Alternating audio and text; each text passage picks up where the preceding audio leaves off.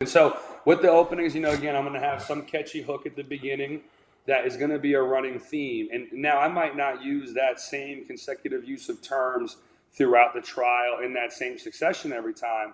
But if there's a couple buzzwords, I'm going to use those buzzwords on cross-examination so that they're hearing it throughout, and then I'm using it again in closing. The other two things I like doing in opening is, we hear that reasonable doubt can be created through the evidence, the lack of evidence, and the conflict in the evidence. But again, I'm trying to bring that to life. So I started doing this thing with my hands where I'll show the jury. It can be created through the evidence, the lack of evidence, or the conflict in the evidence. And see, my watch will click a little bit, right? So again, it's getting something to trigger with the jurors. I'm still in that also. I'm going to use that as well.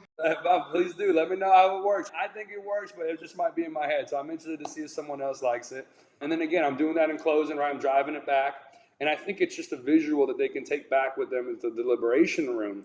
And then with openings too, like we talked about the brevity of it, but I'm still highlighting, like members of the jury, I want you to really focus when I cross-examine Officer Smith or whoever the officer might be. I want you to pay special attention to X, Y, Z.